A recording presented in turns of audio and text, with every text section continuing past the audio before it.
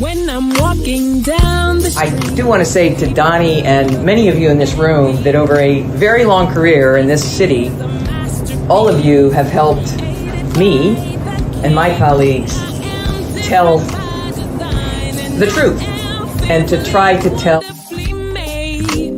I may not look like you and you me, but my head up. I'm from South Carolina, so I just you got it. What does this event mean to you, Miss Peggy Morris? Oh, my heart. Happy 20th anniversary. My heart is about loving up on my sisters. Do you know what it feels like to have your sisters in the room? John. And dare to be different and unique. I'm gonna be the best me I can be by letting His glory shine through. I am beautiful, I am blessed, but not just what you see in the flesh. I'm free from people, free from myself. The doctor lived next door to the janitor, to the reverend, and the lawyer. We were together. Now we get so high and mighty that you create stress for your society because you don't like poor black folks either.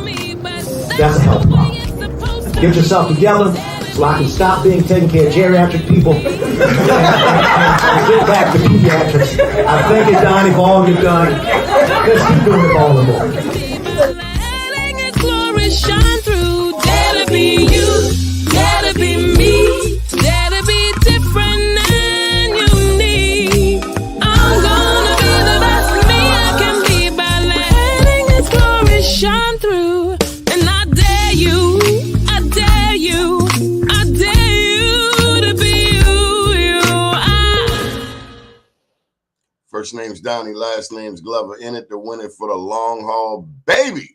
Lord, it's been hot. It's been hot. Thank you, Lord, for the heat. It is a reminder that it is summertime.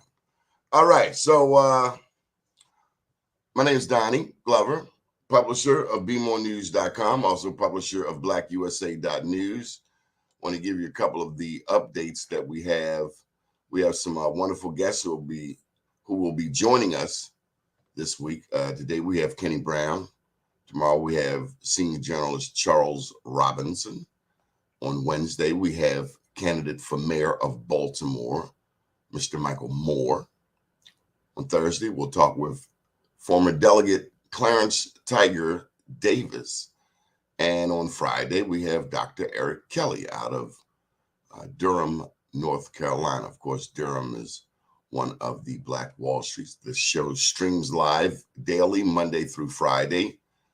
The Doni Glover Show, Emmy-nominated, by the way, on Facebook, LinkedIn, YouTube, and Twitter. So in this week's news, we have a story up about, actually by Ben Brooks, State Senator Ben Brooks, about the West Baltimore County Redevelopment Authority. And so these development authorities are popping up all over the place. One's in Prince George's County. We have one here in West Baltimore, West North Avenue Development Authority. But this is the West Baltimore County Redevelopment Authority. And at the announcement, the recent announcement, you had a number of dignitaries there, including Ryan Dorsey, Izzy Patoka, Speaker Adrian Jones, and Baltimore County Executive Johnny Ocheski.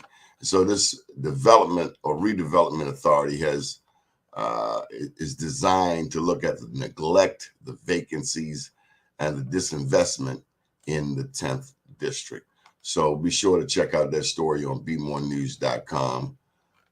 We got a number of videos, especially those from some of our strategic partners. There's a job fair coming up on Wednesday down at the house. Is it at the house? House of Ruth, 2521 North Charles Street. You can read about that. Some basic positions are available starting at $15 an hour. Plenty of opportunities out here. All you got to do is get out there and seek them, make it happen. Say a prayer to the good Lord. Put your shirt and tie on. Put your best on. You know, you don't have to have a lot. Just take care of what you got. Many thank you to our sponsors who have been holding us down, including Mr. Michael Haney, the Maryland Center for Hospitality Training, STEM City USA, Dr. Tyrone Taborn. And this guy, Dr. Taborn, has been hanging out with people from all over the world. I mean, you never know who you might see him in a picture with. The Salvation Army of Central Maryland. By the way, many thank yous to the Salvation Army. They'll be coming to Sandtown within the next 2 years or so. They have the old Pender Hughes building, but we are glad for the attention that has been put on it thus far. It's been a very challenging community. Of course, we're right here 2 blocks from Pennsylvania Avenue, where there's lots of activity all of the time and not necessarily in a positive direction. I will say that we don't do a lot of shooting around here. I think the shooting tends to happen when transients come through here. Nonetheless, Baltimore has gotten off the hook. Parents, get your children. Get your children. Fathers, step up to the plate. You made that baby, you got to take care of that baby. You got to help raise that baby. You got to be in that baby's life. Doesn't matter whether you're locked up or not, strung out or not, employed or not. Be in that child's life. So I guess Mr. Kenny Brown, he's out there hanging out with the lady Angel Reese. And Angel Reese, of course, plays for LSU. They won the championship. They're naming a basketball court after her today.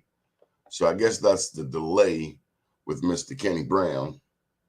He told me he would be late, but I didn't know he was going to be, this unavailable. Nonetheless, we'll keep swinging. What else we got on bmorenews.com? Hey, look, we got some wonderful restaurants in town. If you're looking for a nice place to go for seafood, do check out Next Phase Cafe. Tony Randall has been serving food, I guess this is about 15 years or so. First, he had a restaurant up on Howard Street in the 800 block. Now he's down on East Lexington Street. But man, he's got some of the side. I mean, the crab cake's good, no doubt, but it's the side dishes. Not everybody can cook collard greens. Not everybody can cook macaroni and cheese. We have black restaurants that deliver quality products, just like we have, mainstream restaurants. Don't forsake the black restaurants. Terra Cafe, another one. Great food. Oh my God, Terrence got some greens. Ooh. Terrence got some greens. Yes, he does. All right. So a lot of people are talking about what's happening in the city of Baltimore. Everybody's talking about the 2 topics that people are talking about when it comes to Baltimore. They're talking about the mayor and this baby. And then they're talking about the police department and the 28 people who got shot down there in Brooklyn. I believe when it comes to Brooklyn, I believe people did know. How could you not know?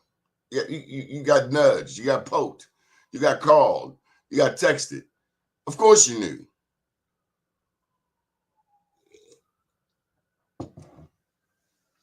We've reached a point in this city, we've reached the boiling point where people just don't care anymore. People who should care, people who are paid to care, said they don't care no more. And that can only come when you have a lack of leadership. Now, I'm not being hypercritical, but this whole thing about how the mayor and the baby and all of that stuff, I'm from the old school. God stands for good, orderly direction, decency, order. What happens when you don't do, when you're a kid? What happens when you don't do what your parents tell you to do? You either get a spanking or you come to find out that you should have listened to them because your way did not work. Well, that's what I see with the city of Baltimore. We want to do it Frank Sinatra style. We want to do it my way. Go ahead. Knock yourself out. Go ahead, bud. There you go. Do it. Go ahead. Do it your way. Burger King. And then we bring children into this mess.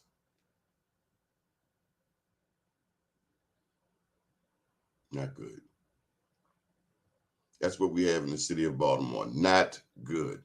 It's like kids are all home without parental supervision.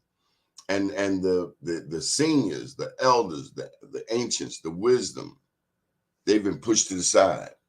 We don't need you. We got this. We got this. We got this. We don't need you. We got this. Matter of fact, you can retire. Go ahead and retire. Go ahead, retire. I got this. We got this. Okay. Never in the history of blackness have you heard a black mayor say what we are hearing today. I mean, it's almost like Baltimore's cursed.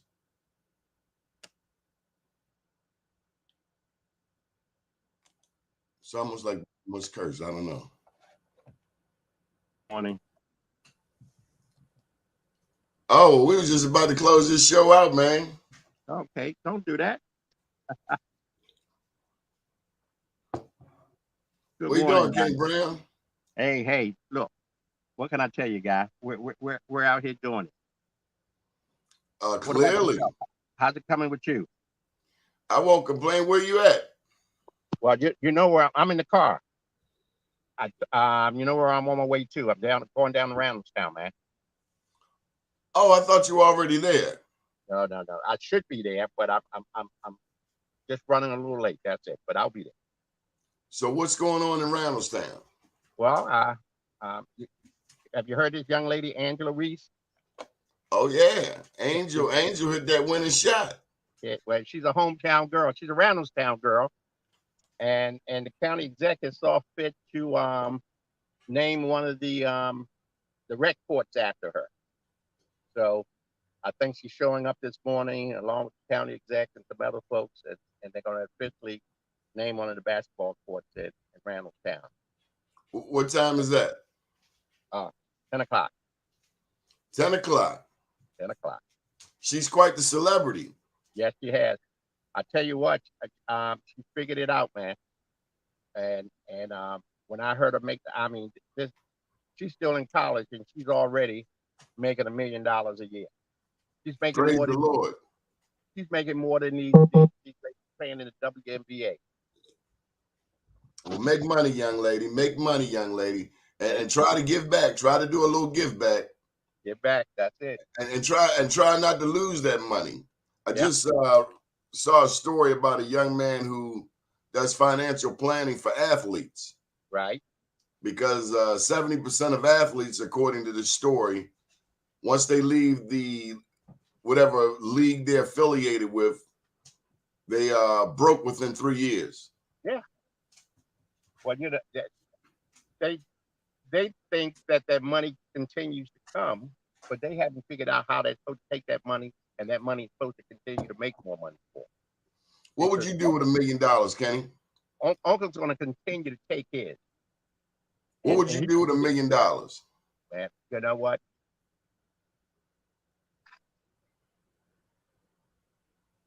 It's cliche when you hear everybody talk about real estate, but that's the only thing I know. Man can't make any more of that land. That land just gets valuable as time goes on. So putting your money in the dirt is not necessarily a bad thing. Mm-hmm. Kenny, what's been happening in Northwest Baltimore County? You're the publisher of the Northwest Voice newspaper. Well, there's a lot going on out here. We got a county exec getting ready to run for Congress, even though he hasn't officially announced yet. Oh, so that's the word. What he's running for Rupertsberger seats? Rupertsberger seats. And I tell you what, it's probably the most well-known, best secret out there because it all makes sense. The guy's term limit, so that means in 26, when his county exec term is up, he's got no place to go. Because I think his original plan would have been, I think he would have liked to have been governor. I mean, that takes some doing. Yeah. You gotta have statewide appeal. Yeah. Well, in this case, he's taken out of the game now with Westmore being there. Because you can't, Democrats don't run against Democrats when they're already occupying the office. So with Westmore sitting there as a Democrat, he can't run against Westmore in 2026, which was foolish doing. And remember, so in 22, where he might have thought that was his opening because Hogan was coming out, it was an open seat. And then I believe the battle would have been between him and Alterbrook, because Alterbrook probably, both of them being county exec, some of Baltimore County, Prince George's County. But Westmore came in and he turned over that apple. Westmore might have did him a favor. Yeah. Well, I tell you what, he definitely did Alterbrook a favor because it kept her from going. And if she had went for governor, guess what? Now the seat that's open up in open in Washington for Senate, she would have used her resources in the state running for that governor's seat. Then there's a question of who will run for Prince George's County executive. Yeah. Well, both of them in pretty good places right now. Alterbrook and O'Chester. Both of them going after federal seats. I want to know who's going to be the next county executive in Prince George's County. Is it Aisha Brave Boy? Is it Calvin Hawkins? Well, what I keep hearing is Aisha Brave Boy. But you know more about Prince George's than I do. I love Prince George's County. They're on a roll. And if they get that FBI building, I mean, gee, I'm watching that battle right now. How's Shirley Nathan Pulliam coming along? I talked to Shirley Thursday. And Thursday wasn't her best day, but she's doing okay. For those who don't know who Shirley Nathan Pulliam is, who is she? Shirley Nathan Pulliam is dynamo. I mean, a history maker, Jamaican born. The first Jamaican born elected official to the Maryland State House, and probably was one of the early ones in the country. And I mean, she came here on a mission, and I'm so lucky I got to watch her up close and personal.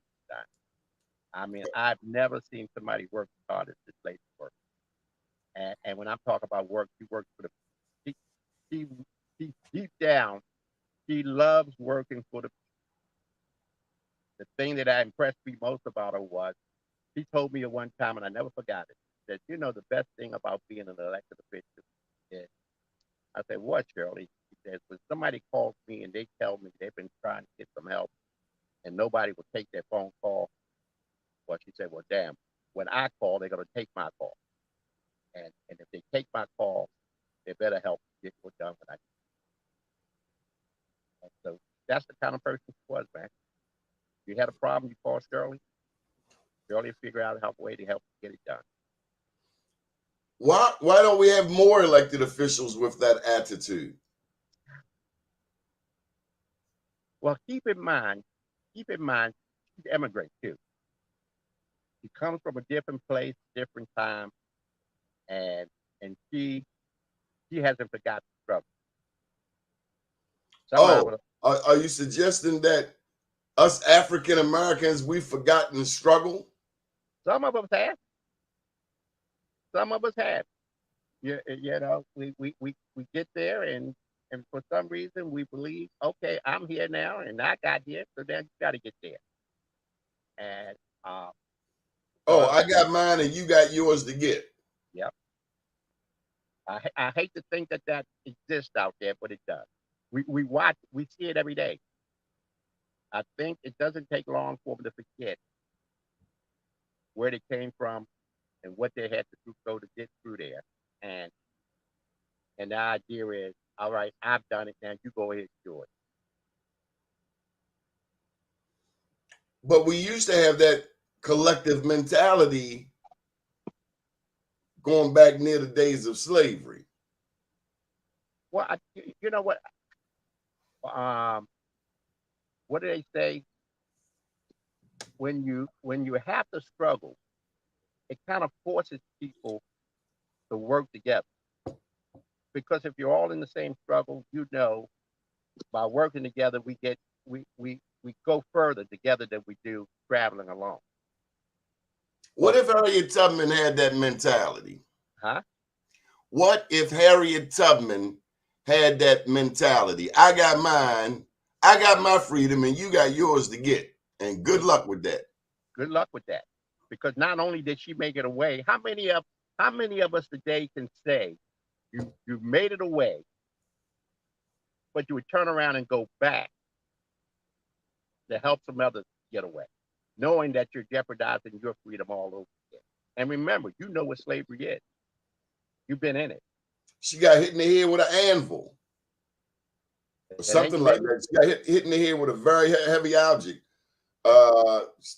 Gave her epilepsy, if I'm not mistaken. She would have these visions. Right. She had every reason not to want to go back. When she went back to save her first husband, he had taken up with another woman. Can you imagine that? You jeopardizing your freedom to go get this Negro, and this Negro creeping with somebody else. Yeah, he moved on. And but you're right. Where are we at? What has happened that we won't that our whole attitude about that helping each other has kind of gone to the wayside? I don't know, Kenny. I guess it's Willie Lynch, the Willie Lynch syndrome. Kenny, tell me about the Baltimore County NAACP. I'm seeing this young man, Ryan, all over the news. Yeah, Ryan Coleman.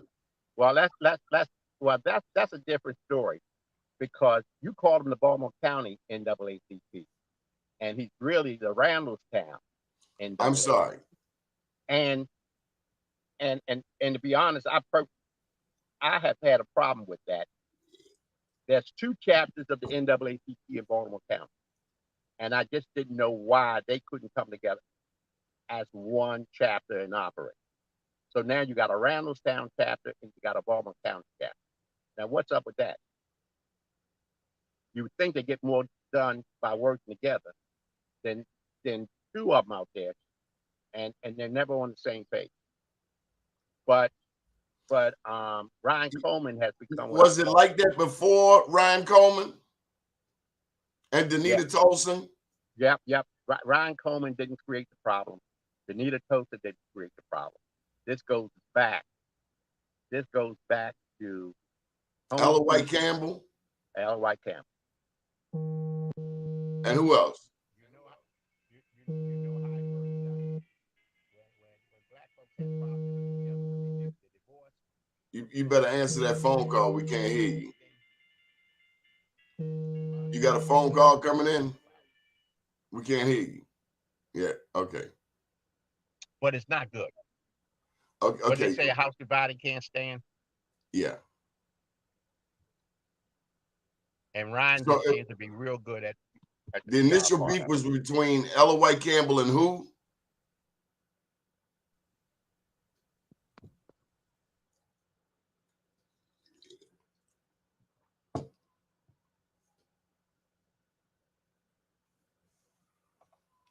And Kenny froze up on us.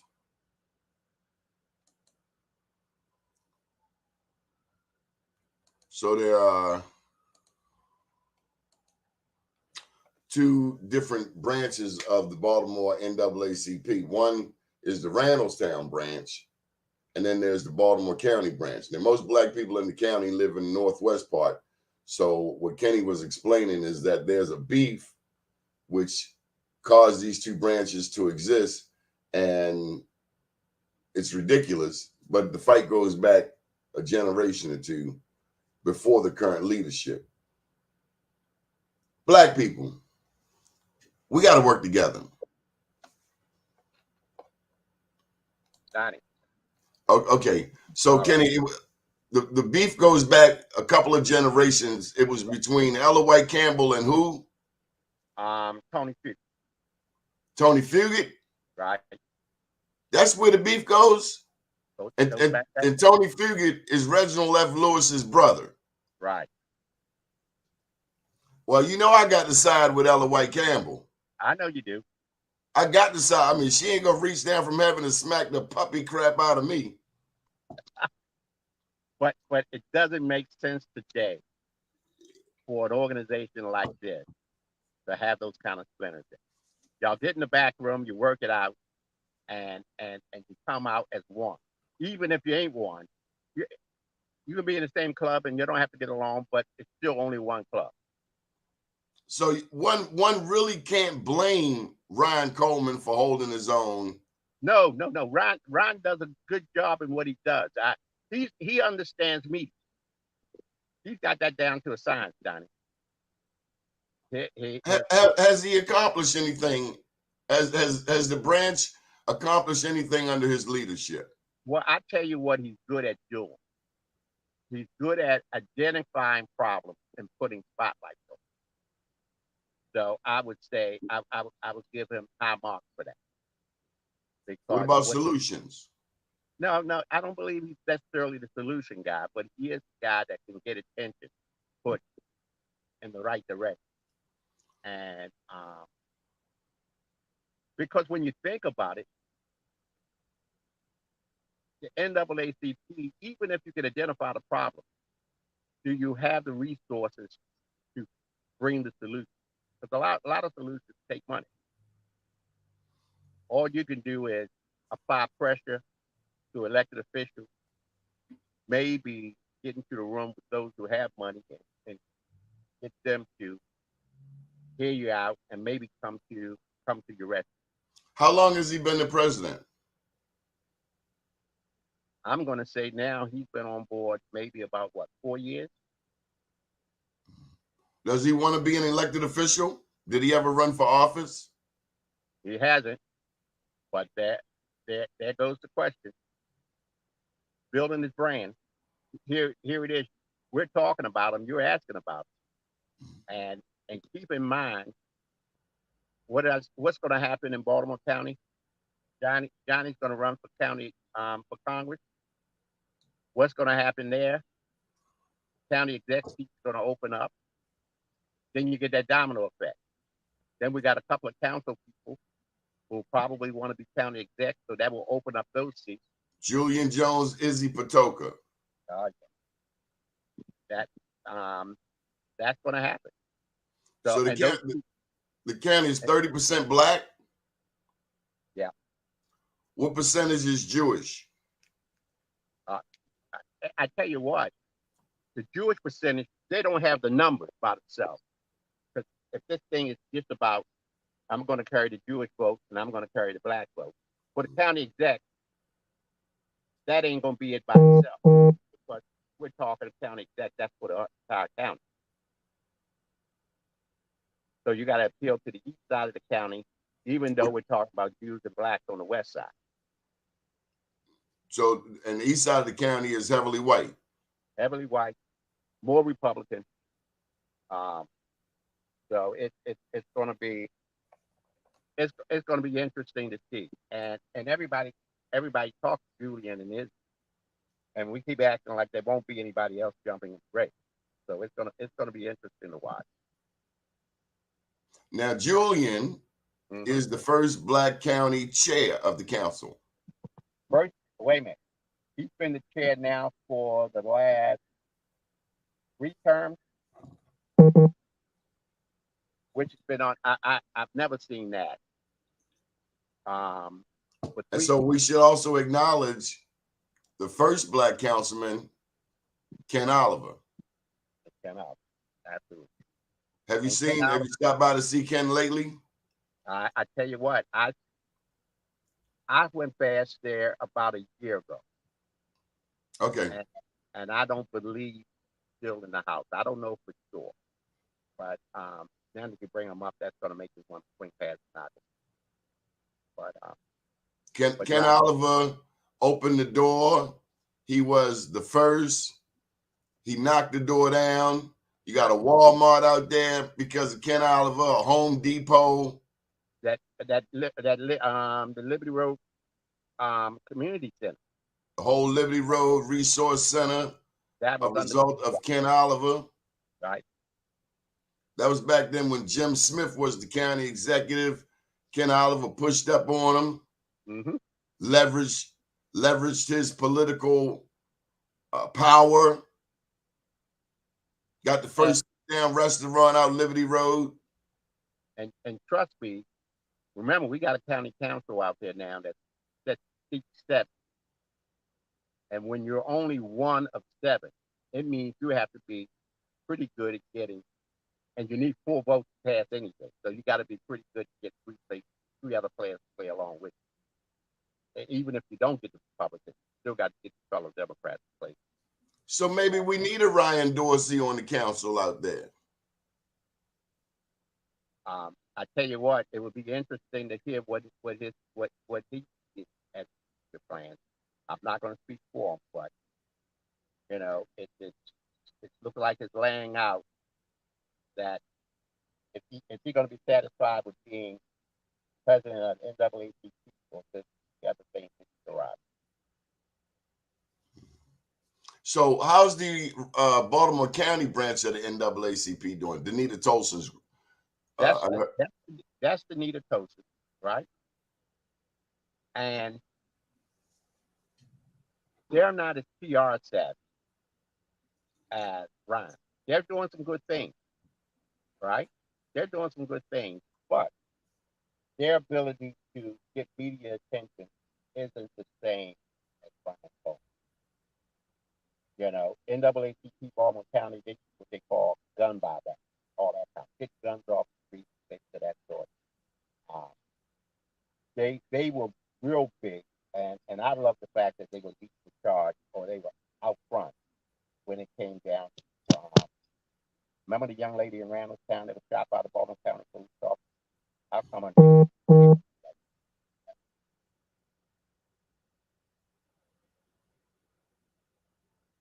Can you hear me, Dottie? I can. Okay, I mean, I don't know why I'm drawing a blank on it. Remember the young lady that shot Randallstown? Yes. Yes. And NAAC was leading charge on a lot of those routes. Along with her, along with Jay Wendell Ford and them, they did a lot of protests out. So social issues more plugged in. Ryan, they're over there protesting at the Drury Mall, which seems to get the attention of the media. And so, and I've noticed that one of the media that tend to like this guy picks up on a lot of things. Fox. So whoever his PR people are, they plug them in Fox, and we can get them out.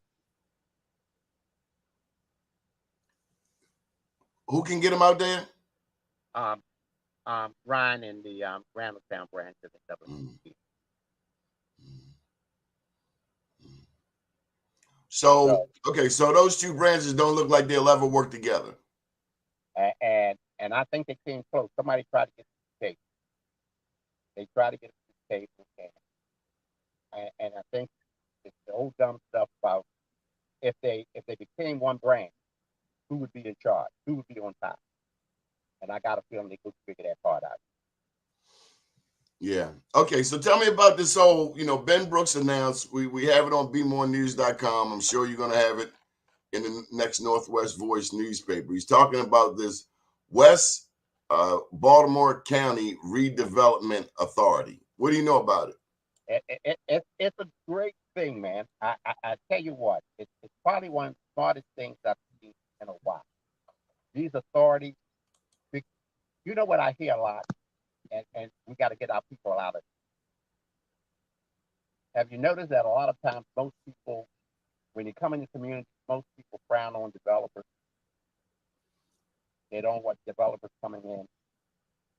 Well, yeah. Why is that, Kenny? I, I, I have no idea because I don't know anything especially built without developers. You just need to Well, they don't understand. like developers because developers are greedy. Yeah, well, developers are They're entrepreneurs. greedy. They want their hands in everything. They want to own everything. You know, Well, hey, Donnie, do we forget where we live at? America. America, Yeah, land of the free, home of the brave. right? And in America, it's always about making money. But like you say, you want to be treated fairly. It's Now, got to I'm be a not balance. It's got to be a balance. Look at so Baltimore. Look at Baltimore. You talk about development. Look at Baltimore. Look at Baltimore. yes, sir. For years, for decades, Mm-hmm. investment went to the Baltimore Inner Harbor. Right. Okay. All of the investment. All the investment. Schaefer, Rawlins, Blake, when the Obama money came in, put that money downtown. Develop the harbor. Develop the harbor. To hell with the people. Develop the harbor. And look at Baltimore now. Look at the harbor. Empty. Ghost town. Ghost town. But Donnie,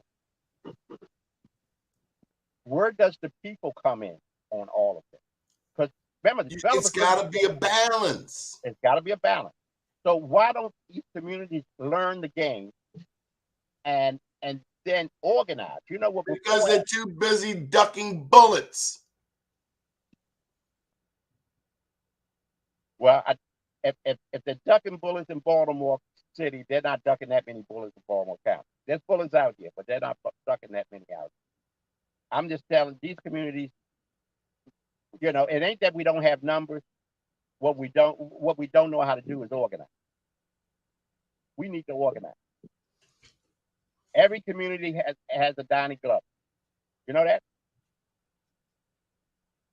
Every community has a Donnie Glover. But Donnie can't do it by himself. And what they need to do is they need to know how to bring people together, organize. And when you organize in your group, that's what you can get attention. You can get your voice heard. But no, you know what we think? We think we go to the poll, we're gonna pick this one guy, and then we go away and we don't think about it anymore. And then he's out there doing his own thing. So, See, it takes a village. There was a time when Baltimore was a home. I won't say the home, but a home for the civil rights movement.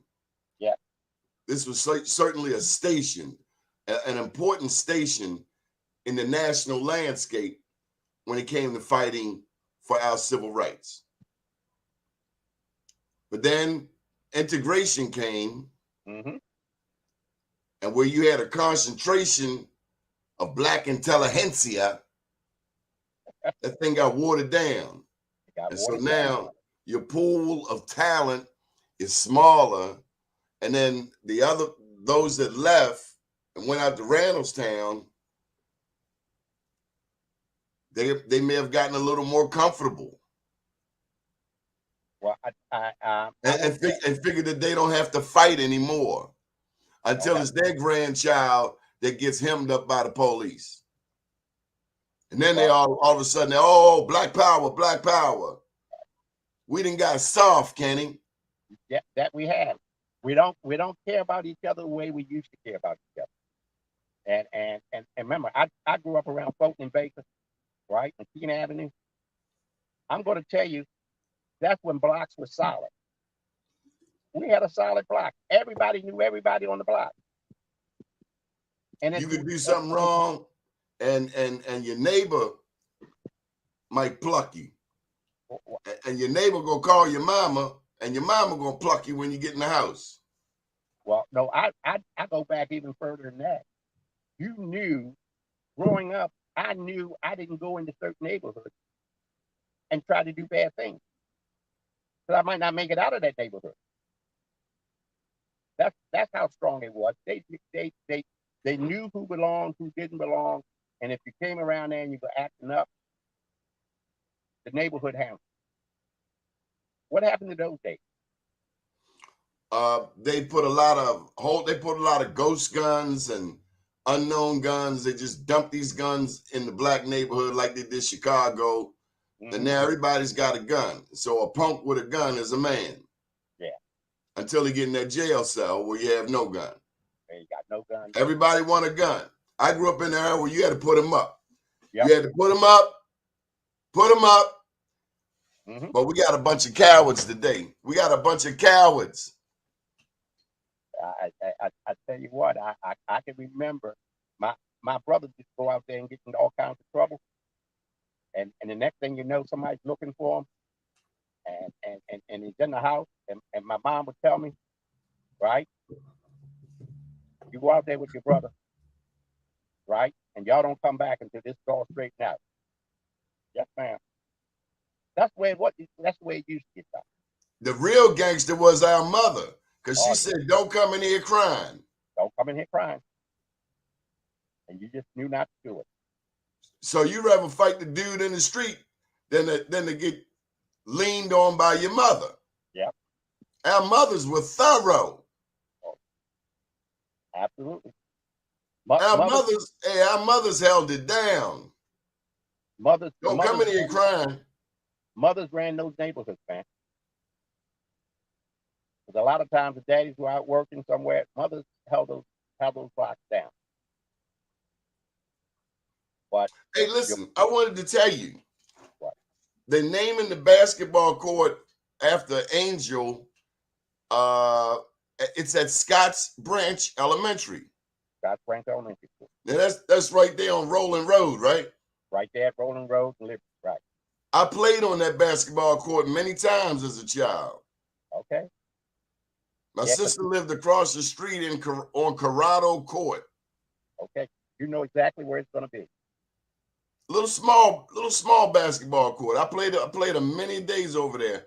Well, they got a little small rec center behind it. Have a little small rec center behind it. But I was never out there during the week. I was always out there during the weekend. But Scotts Branch Elementary, what are the name of those apartments? Don't ask me, but it's right across the street from the basketball.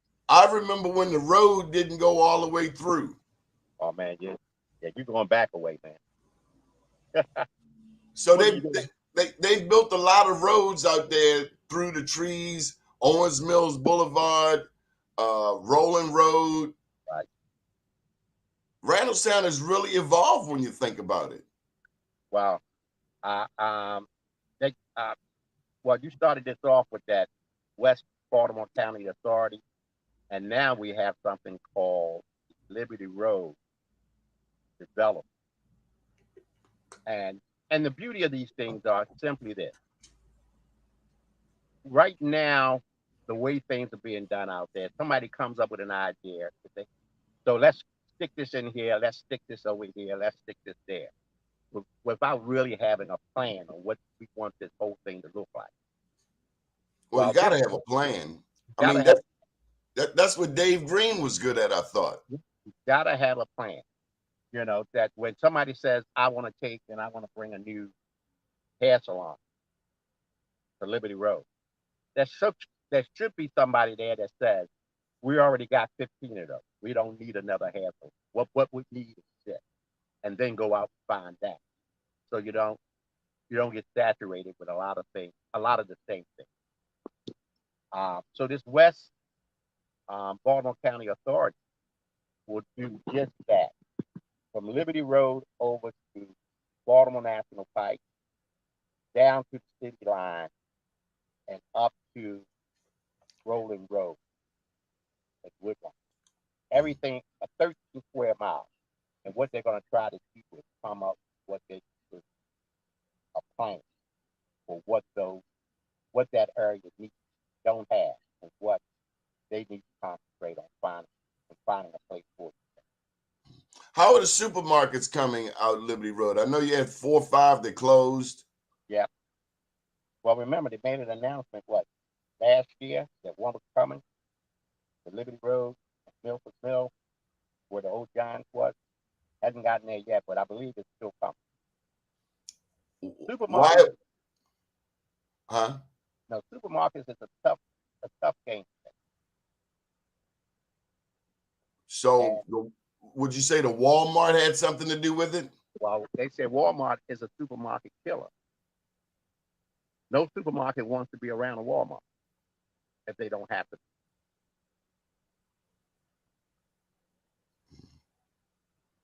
And so so supermarkets, they're hard pressed, and especially in our neighborhood, I see they roll out quick. And when Walmart came to Liberty Road, we saw 1, 2, 3 supermarkets go away. And then we look over at Ricestown Road. They got all the supermarkets they want over there, from Giants to Safeway to Wegmans, and now we got all up in Ricestown, or a lot of them, not all.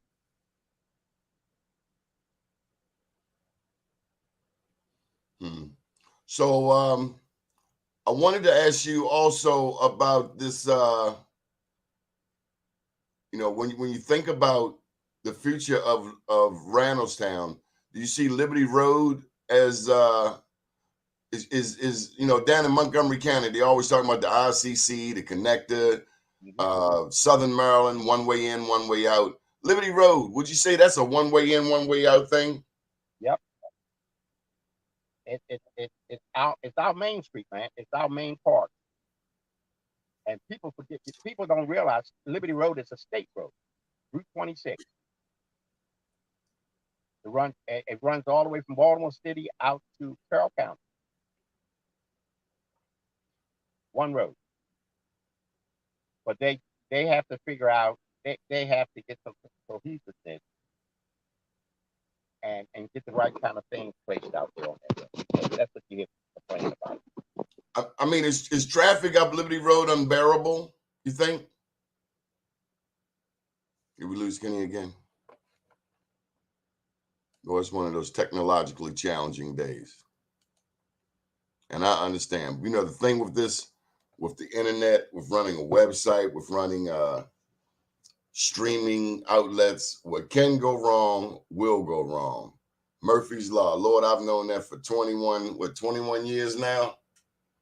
We have an anniversary coming up for Be More News August 5th. What can go wrong will go wrong, whether it's the cell phone, whether it's the computer, whether it's the camera, the lighting, the microphone, the virtual backdrop. What can go wrong will go wrong. So you got to always have a backup plan. But a whole lot of discussion there about Liberty Road, about Black people, and underlying and undercurrent of the conversation is classism. In the intro to this show, Dr. Zollicoffer talks about how we as a community don't like poor Black people. Dr. Zollicoffer calls that a public health problem. There's my man, Terrence Dixon. Terrence, you want to come in on the show? Terrence, I'm going to put the code in the comment section here. Oh, there you go, Kenny. I'll put it there anyway in case you want to join us. And undercurrent of the conversation has been the fact that we have classism. Not necessarily new. It's not necessarily new. No. We've always had it. And the last thing I'll say, and then remember when you were talking about the diluting of the community. And remember, I used to work with Shirley Nathan Fulton, and when part of Shirley's district was in the city, and so that put me in that position, going back to what I call a lot of community. And I remember going to a community up around Harlem Avenue, and I went there. And now here's the other thing that shocked me, because when you go to these community meetings, I look around the room, who's there. It's always female, always older.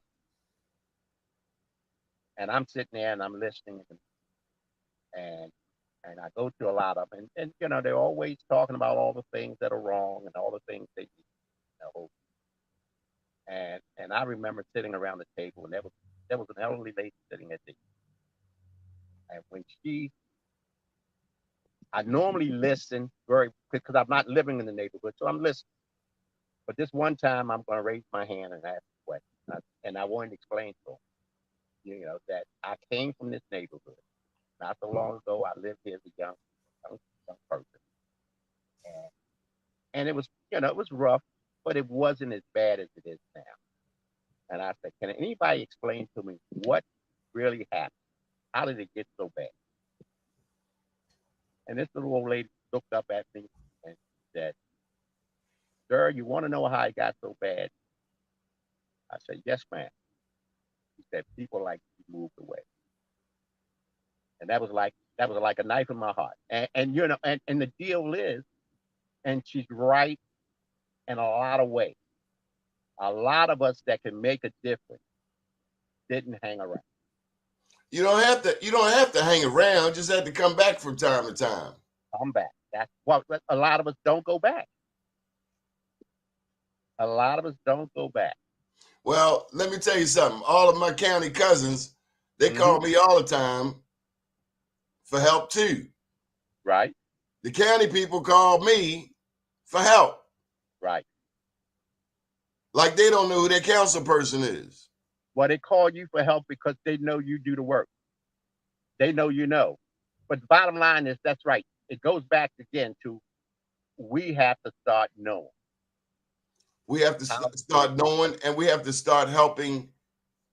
It goes back to what you said, help each other. Help each other. It doesn't matter where you live. No. Because you got this thing called a telephone. Yeah, absolutely. We can do so much with a telephone. We can make so much happen. Hey, Terrence.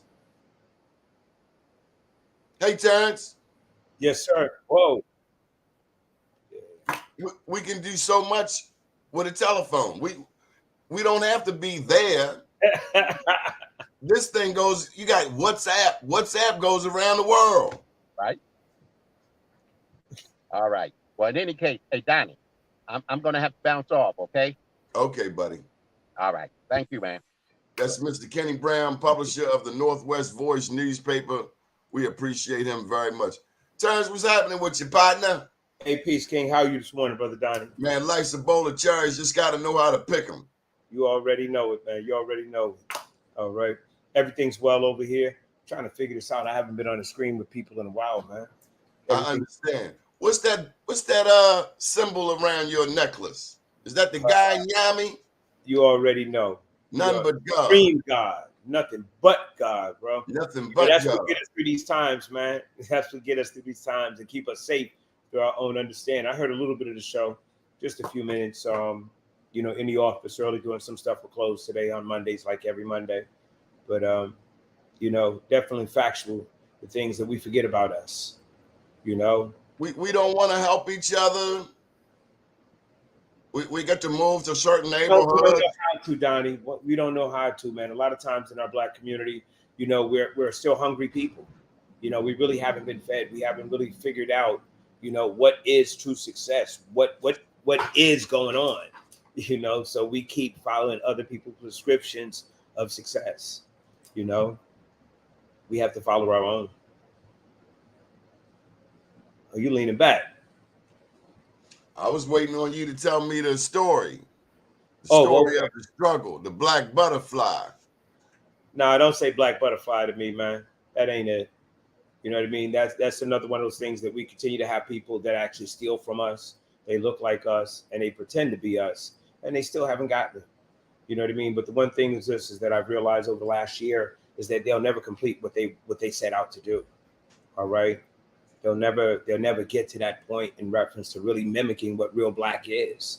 And that's the challenge in our community. We haven't really defined what real. Man, I knew when they changed the red, black, and green and the Afram colors that these Negroes had lost their damn mind. Come on, man. Whoa, we not going. Hey, bro. The African liberation colors are red, black, and green, not peach, fuchsia, and yellow, off yellow, canary yellow. It's red, black, and green. Why isn't it all those colors? We're not saying nothing. Why isn't it? We You know, don't. we don't We say don't. anything, we don't say These. anything else when people come and just constantly take from us. You know what I mean? And we done let these confused people. We done let these confused people, first of all, move us out to the park with the animals in the zoo. They ain't moving Artscape out to Druid Hill Park. You know what? I remember it used to be downtown in a harbor. But you know why though, right? They totally disconnect us from any money. They totally disconnect us from any of the true intentional mission statement of Baltimore City. Because if you go to the roots of anything, that's where you're going to find what's the flower going to be at the end. And if they keep disconnecting us from downtown with the programs, they do a lot of smoke and mirrors like they're really benefiting Black people. They aren't. All right. It's still feeding the same hogs that are in the system that cloud up Baltimore City. You know what I mean? It's the same. I'm not going to drag you into this thing, but there's talk that the mayor is having a baby by a lady who was in the boost program. And he did not recuse himself. It's like a bucket of SHIT. The more you start, the funkier it gets. And these are the same people who interrupted your business. Yo, son, we ain't. Yo, Look at that karma. Yo, son. Yo, Donnie, I looked at my paperwork the other day. You couldn't write this script. No, you can't. I'm gonna tell you what. You know, are you still? Is your business still being blocked? Yes, sir. You know what the crazy part? March in a black city. 2021, they put a cease and desist order on me after I've had so many visits from the mayor. God don't like ugly. From and care less for beauty. You know, and you can't go around treating people like crap and then talk about you are decent and in order. Nah, baby. You know what? You can't do that. You better straighten it out. We don't have to look at Terra Cafe. We don't have to look at what's going on there. And I'm on a new energy now. Guess what? That is what that is. I left that alone. Okay. What we're focused on, I want to share something with you today. Is that I got a great new chef. All right. Vengeance is mine, saith the Lord. They don't get no more, Donnie. They don't get no more. You know, when you look at the word and within the word, when you read the word, whether or not it's the Bible, the Quran, you know, those things that are not righteous, they don't get all the attention. What do those words really focus on? It's an instruction of how to be righteous. So I look at guess what, at some point in time, what do we have to do? We have to take on the conversation of being righteous. All right. We have to speak those things into our community that we want. And then we got to have actions, because all prayer, all right, without actions is what? Words, bro. Words. Okay, so you got a new chef. New chef, all right. Chef Justin Hallman, and we know him as a curator. You know, young cat, I've been seeing him do his thing for about maybe 4, 5, 6 years. And I got so many things going on that it's time for just a little bit of a refresh. Okay, Terra Cafe has been around, for those that don't know. We've been around for 15 years. Okay, 7 months, 17 days, 10 hours and 32 minutes, and we're still popping. You know, I had a conversation last week with somebody. They shared me that they asked me a question whether or not I'm one of the oldest Black restaurants in Baltimore City operating. And I said, absolutely. Yo, Donnie, it stopped me. You know why? Are you the oldest? No, you know what? Who I do know, and let people chime in. Those that are looking, you got Steve at St. Mary's over on 25th and St. Paul. He was here a few years before me. Great guy. And guess what? He understands the concept. Own the bricks. The only reason he's still in this community right now is because he bought years ago, that he owns the bricks. See, all other smoke and mirrors ain't it. Okay, who else? I can't. You got to help me out. I don't. And then, you know, I got Steve from Culture. Ricky from Culture, Chef Ricky over on Pennsylvania Avenue, Culture Restaurant, Jamaican restaurant. Ran a while, and Ricky got a. What is I was eating some of his chicken about 2 hours ago. There you go. All right. And you also with the Ricky's that cocoa guy. bread. Huh? With the cocoa bread. Oh, okay. They call it rundown with the rundown sauce on and that thing. Yeah. And then you have And Ricky's a relatively young man. See, I'm 58. Ricky can't be no more than 40. yeah, and you know what? He's been banging for a minute, man. You know what I mean? I've been seeing him for a minute. He started out at the festivals. He still kills in the festivals, and you know he's really one of those pioneers that have understood that. Guess what? We got to put it on the road. So he's on the road for most festivals. You know what I mean? DC, Delaware, Virginia. You know what I mean? He's not scared. He puts it on the road, and that's real important because one of the things is that when you leave and you come back, you have a real value and appreciation for what you have. But then also when you leave, you get an opportunity to see something new, fresh, different, to be able to put a new cut angle on it. You know what I mean? And that's what we're doing here at Terra Cafe. We're going to elevate to the next level right now. You know, everybody knows that the cannabis is recreational, is legal. It's a smoke and mirrors, but we're going to approach it a different way. We're working on some exciting things and cutting edge. Like I said, cutting edge again. All right. So we're elevating. What's next? What's the next thing you want to promote so we can get out of here? We're all over time. Okay.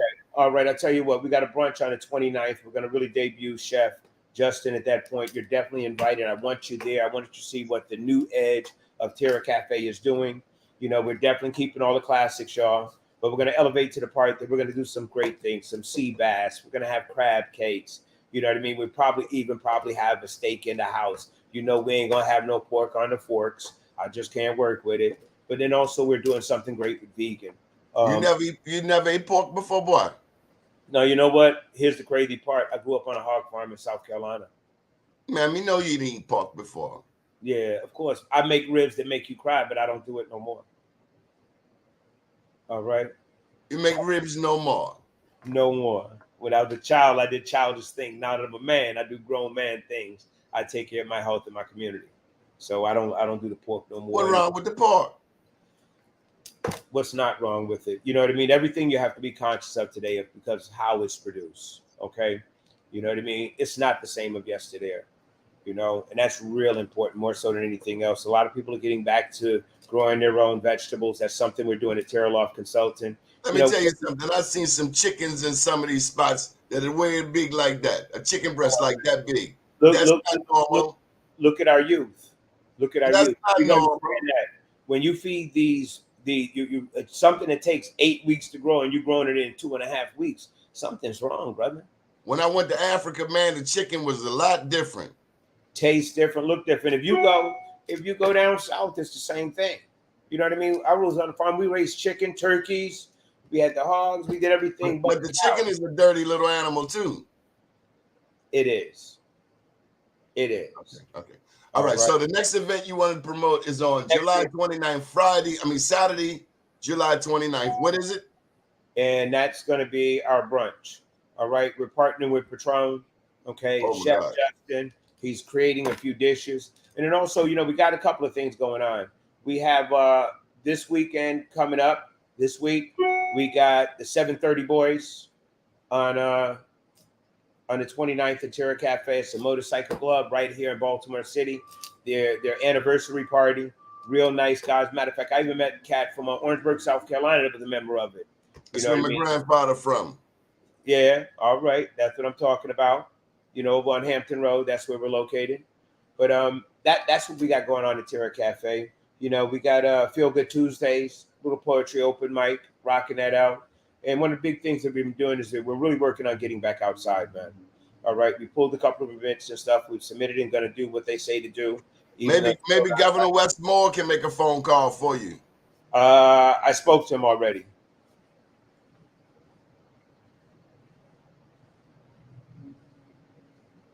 We're talking about the positive things in Baltimore City today. Man, what's the point of having a black mayor, a black governor if we can't help a black business? I'm done, man. I'm out of here, man. All right, Terrence. Well, let me finish. Can I finish? Pork and marijuana are bad for our community. Okay. Well, with this community right here, you need some of that marijuana, Mike Haney. But what's going on around here, you got to roll one up every now and then, if not to keep your sanity. Keep you out the penitentiary, huh? Huh? Keep you out the penitentiary. Terrence, we got to go, man. We over time. All right, then, Donnie. Love and respect, man. Hey, Donnie, one more thing. We got a few more opportunities, and I know, thank you for biting that bottom lip, and I appreciate you. We got a few more spots open in the Root store right now. All right, we'll be opening up the first of the month. Okay. Everybody reach out. If you have a small business, all right, and you're looking to bring it from a home business and you're ready for a storefront, please reach out. You know what I mean? This is a real situation in reference to what we're doing is we're going to help you build your business. But what happens is going to teach you how to work with community, which is really awesome.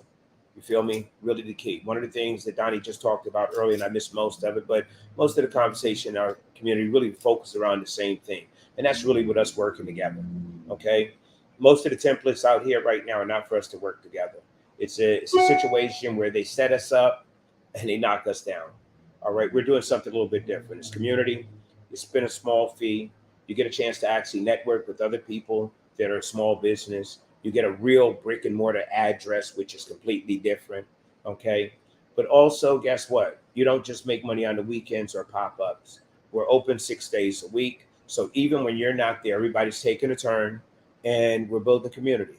All right. Like I said, it's Terraloft Consulting. The situation we're talking about is the Root store. It's located at 2441 St. Paul Street. Stop by the cafe tomorrow. Okay. And also big shout out to Dope Ass Vegan Cafe in Fort Lauderdale. We got a tasting going on, which is going to be really crazy on the 26th. All right. New vegan venture. Real crazy.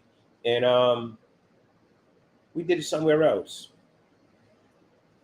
You know, I think you ought to host a show on this network. You like running things. You know what? I think it's time, Donnie. I think it's time just to have some real frank conversation within community with real people.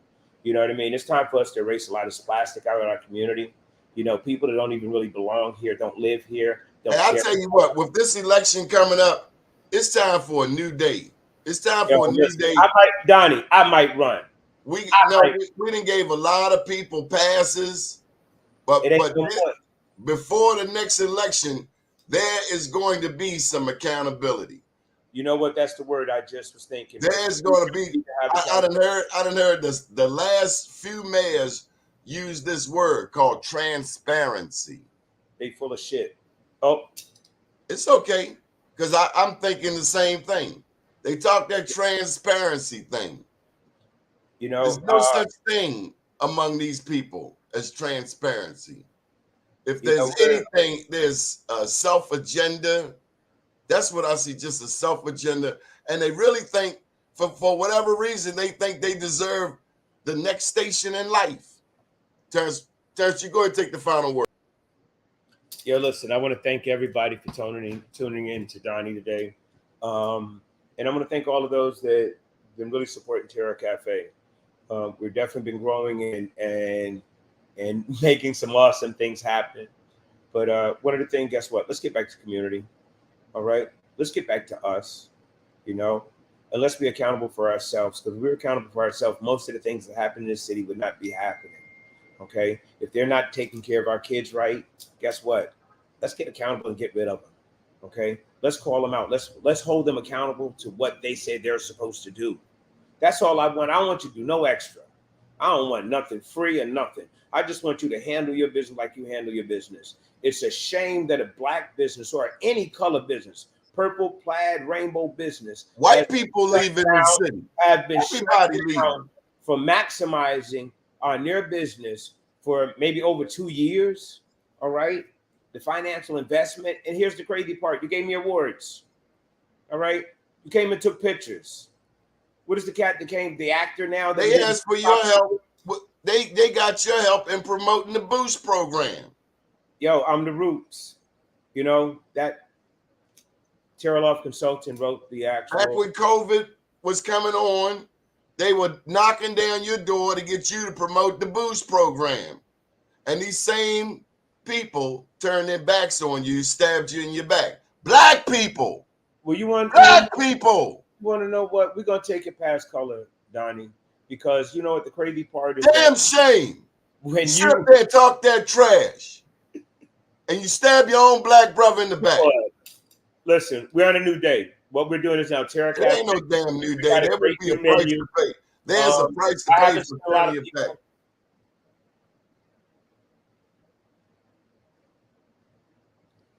people. What is that? What is that? I say the business. When you turn your back on a I'm black about business, to say business. The economics of it all is it. you better have some economics. You got the economics. How we're You still handling business in our community. We're not letting them grow. Yeah, How much money did Baltimore City get for black business? All right. Yeah. And we didn't get none of that cut.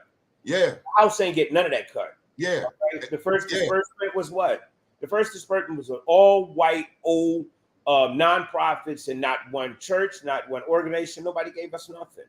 And the one crazy part is that we keep being used as flags. Yeah. Still won in the game. Yeah. All those folks that with the boost program before, I won in the game. You know what I mean? I really want to help our Baltimore City. I could be quiet, walk away, move away, Fort Lauderdale, South Carolina, Charlotte, Atlanta. I get invitations, but you know what? It's something about that. It's got to be right here. You know, I got a few hundred kids in Baltimore City. You know what I mean? You know, I remember you. He talking about public education. I remember you climbed in the dumpster to pull out these brand new books that were thrown away over there at Lake Clifton. And they pulled guns on me, Donnie. You climbed in the dumpster and pulled out brand new Baltimore books City School. that Baltimore City threw in the dumpster, and you put them in the window at Terra Cafe. I remember that like yesterday. But also, you know who I collected those books for, Donnie? I collected those books for the school that was right over by Madonna, where they took that one school and they turned it into two different schools, and they eliminated a library. So at that point, what is that? That's like a baby prison. Okay, you're not giving them any tools for them to actually uplift themselves about where they're at. Michael ain't know that story. He playing like he don't know. He know. Yeah, you know what, Bonnie? Here's the thing, Donnie. A lot of people that know what I do, all right, is that they turn their heads, man. They cowards. A lot of people that know the commitment that I have for my community and how I fought for them. And you know, here's the crazy part to that story you just shared. Guess what? I called a few council people and I couldn't get them. Guess who I called? I called Brandon Scott. Guess who picked up the phone? Brandon Scott. Guess what I told Brandon Scott when I was in the dumps? I said, I'm in the dumps and I got Baltimore City school police have a gun on me and telling me to get out from books. All right. I put it on speaker. He said something, did something. They stopped what they was doing. But yet I had another police officer came by my restaurant, and my name is Terence. All right. Come by my restaurant and told me to be careful. Told me to be careful. News came out. I told the story. See, you know, it always kills me. I come from North Avenue, and the real G's don't do no threatening.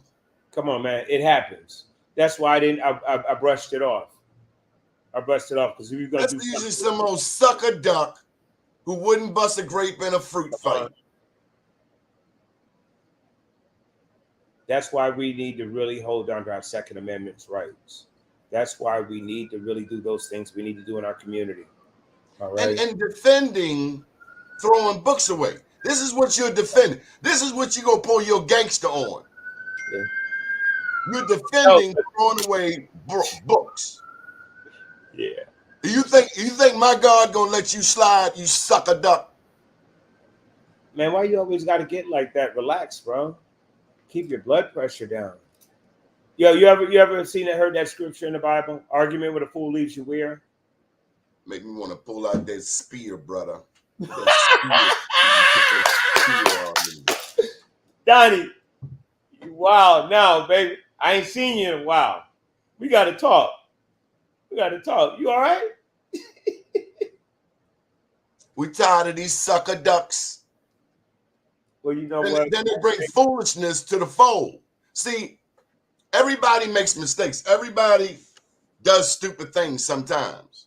But when you bring your stupid stuff into the public fold, when you, the leader of the city, do some foolishness, then it's almost like you're saying, the hell with the Bible, the hell with the Quran, the hell with everything decent that our ancestors and our parents taught us.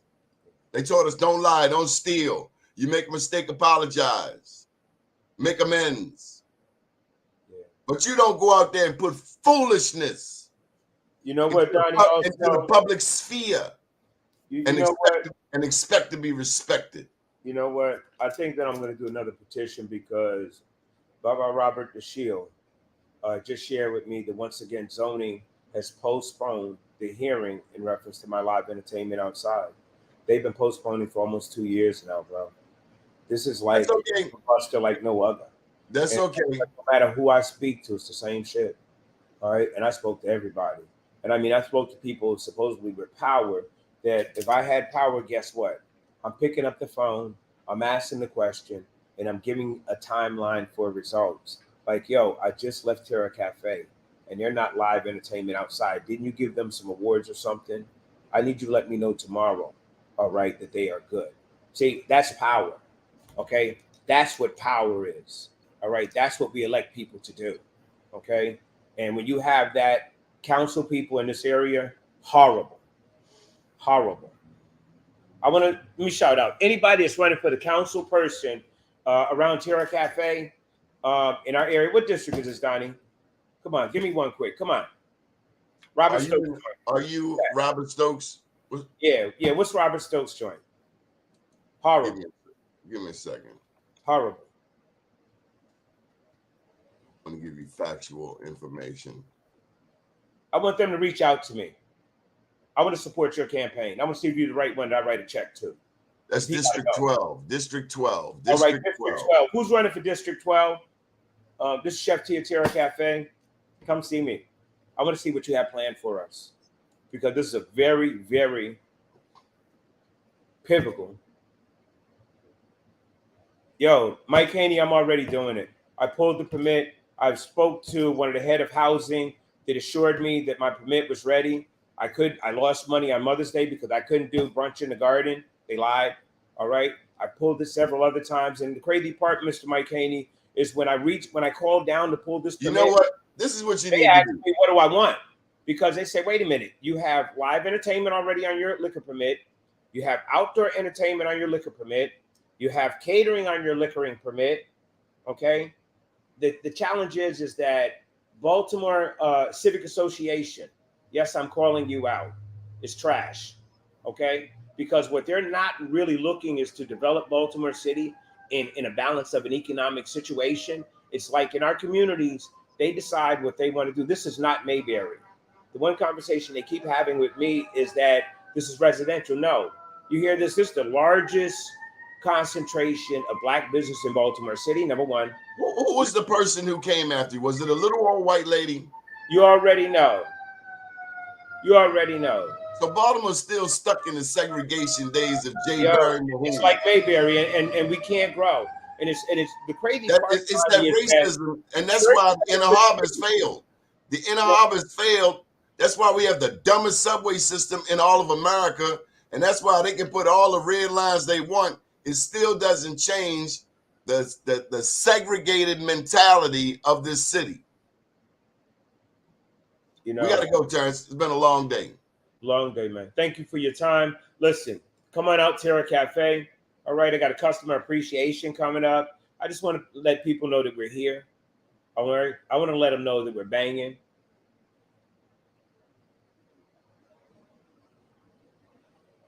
Good deal. No, we already. Hey, Mr. Mike Haney, you know what the power is that I own a half a block. I own 60% of a block in the heart of Baltimore City, 5 blocks from John Hopkins, and I'm a Black man. And I've owned this for 25 years. That's why I have been fighting with this city for so long, because those that have always sat in those seats are really not responsible for our streets. It's somebody else. They live in Owens Mills, okay? And they don't look like us. And they really control the narrative of what goes on in the city. You know what I mean? The same thing that you've seen what happened over at Target. Is anybody really talking about that? What happened over at Target? What happened at Target? They bought a piece of real estate for $1 million that wasn't put up for anybody else to auction on. Guess what, Donnie? All right. Sounds if like you went to Fairloft Consulting, guess what? I could have shown you how to buy that $1 million piece of property for $1. Why didn't you buy it? Because it wasn't put up for anybody. It was one of those backdoor underground deals that somebody with a bunch of money went into a Black neighborhood and bought a bunch of square footage of land. All right. Remember, Madame Mall is what? Is that a black mall? Those Black home? You black mean home black? mall? It Black used to home be, mall? to my Yeah. understanding, it used to be. Yeah. So there are certain things that To are my like. understanding, Willie Adams and them had something to do with it initially. To my understanding, Willie Adams and company had something to do with it initially. Exactly. But we haven't decided to hold on any of those legacies yet. We haven't been able to hold. No, I don't know if it was a decision. We haven't been able to hold on to it. They kind of out. You know, they wait. They lay in the gap and wait for us to slip. Well, you want to know that's what happens. You know, when you have a building and all of a sudden your taxes go lower. It's Hey, not Mike Haney, we're not putting up any more comments. If you want to come in on the show, we'll give you an invitation, but we sick of your comments. Come on in, speak up, speak your mind. There's the link right there. Stop running your damn mouth. We ain't gonna keep putting up these comments. This ain't the chat Mike room. Haney, I've known him for quite a while. Wow, and he runs in these circles, man. So he's definitely a person with access. And yeah. Ain't seen you in a while, baby. Come on over here and put that good love on Terra Cafe. Show us the strength that you have and make those calls. You know, it's a lot of people out there. And I've called a lot of people that I've supported, you know, stood behind, and maybe even the community question, why was I standing behind that person? Thank you. There you go. Jesus Christ. Uh-oh. Ha! Hey, Mr. Haney, how you doing, King? You know, I ain't never back down from a challenge, and I remember when. And, you know, we're at a stage in life where we stand for something to fall for anything, because we know who's behind the real deal. And yeah, I'm just laying low in the cut, man, just trying to do what I got to do, man. But real proud of you, Terrence. But you know what you got to do. Sometimes you got to take it to the streets, man. Sometimes you can't go to City Hall. Sometimes you can't go to the governor's mansion. Sometimes you just got to take your fight to the street, to the people. And the people believe in you and they get behind you. You know, it overwhelms any law that they got in place to keep you from doing what you got to do. I guess that's what we're going to get ready to do then. That's what we got to do. That's what we I think it's time to get a little bit of media involved too. That's what happens when you take it to the streets. When you take it not to, you know, it's kind of an oxymoron that, you know, the person that really created a lot of love and a lot of energy in the city. I don't think that there's too many people in the political realm that haven't had a fundraiser here at Terra Cafe, haven't had a community connection in reference to Black people at Terra Cafe. When people come from other places, guess where they want to meet? When Val Harper came to Baltimore City, he didn't go to Ruth Chris or whatever. I think that's the cat's name, Val Harper. Did Tupac Shakur join? He's running for political office now out west. All right. When he came here, they bring him to the cafe. All right. Bye-bye Dick Gregory. When he came from DC, he came here. You know what I mean? So we're rooted in Black community here. And the crazy part that when you really listen to the story of Terra Cafe, it's not a new story. Because back during the Chitlin Circuit, this was called the Red Door. So Blacks could perform here and they could cook here, but they couldn't even enjoy any of the food or the environment. So to have this whole section of where something, a cycle has gone around, and now I've created something for everybody, it's a shame. When people come in here, they don't see white, black, and purple. They say beautiful. They see great food. They hear awesome music. And they see something that's called Black Awesome. All right? Which changed the narrative. They also see a black man behind it. I heard y'all talking about Mondawmin Mall in the heart of where gentrification is about to take place, in the white group that purchased Mondawmin Mall a few months ago, doing some community outreach, etc., trying to fool us into thinking that it's about us, you know, but it ain't about us, man. We just got to figure that out, that the money that they raise in Terra Cafe, you talked about the Councilman Robert Stokes, who just barely won re-election, right? Because he's kind of lazy to me, right? And that you would contribute whatever. See, they are bought and paid for long before they get to our money, which is really insignificant. You know what I'm saying? And that's where their allegiance lies. Their allegiance doesn't lie to you or I, be it a governor, be it a mayor. Their allegiance lies to the white businesses that support and keep them in office and keep this travesty of injustice going, which is why we got to take it to the streets, man, and get the people behind it and create our own laws out of the streets, man, because that's what's going to happen, because you know the media is going to be there as soon as you raise some noise. Yeah, but you want to know what? One of the things too, Mr. Michael Haney, is that we have to actually clean our streets. before we go to battle, we got to make sure that our gear is right. We got to make sure that we're tight, because some of those gatekeepers have been infiltrated and they've been at the front forth of all this foolishness, okay? And all this crazy of where you're continually seeing things happen and not happening. You know, the amount of money that was spent on Lexington Market versus the amount of money that was spent on the market on Pennsylvania Avenue. Come on. You know, the war never stopped, Terrence. I disagree. The war never stopped. We've been at war all our lives, and our children. We haven't had committed leadership that really was intentional, focused on Baltimore City. All right. I think you said it earlier in the show. You have a lot of people in place right now. They're really not really creating community and developing community. They're creating their resume and they're developing their resume. They own, man. They're owned. They're owned by those that support them. And you mentioned Lexington Market. When the last time you've been down Lexington Market? I went down for the initial ribbon cutting. Yeah, well, go down. Nothing changed, man. The methadone clinic is still down the street. They still nodding out front. You know what I'm saying? They still got a bunch of chicken boxes in some place that looks good. How much millions went to build that up? I don't know, man. I want to say 65 million or something like that. So. Who was it? 65 million would do in Baltimore City to home ownership and changing the narrative, because when you live a certain way, you act a certain way. If you put me in a cage, I'm gonna act like an animal. When are we gonna get to the point we treat people that like people and let them have ownership and create legacy within their community?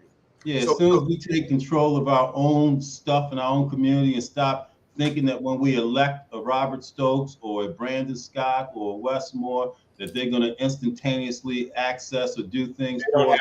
We have been hoodwinked. We have been hoodwinked to believing that we own the power. The power is owned by the money and those that own the real estate.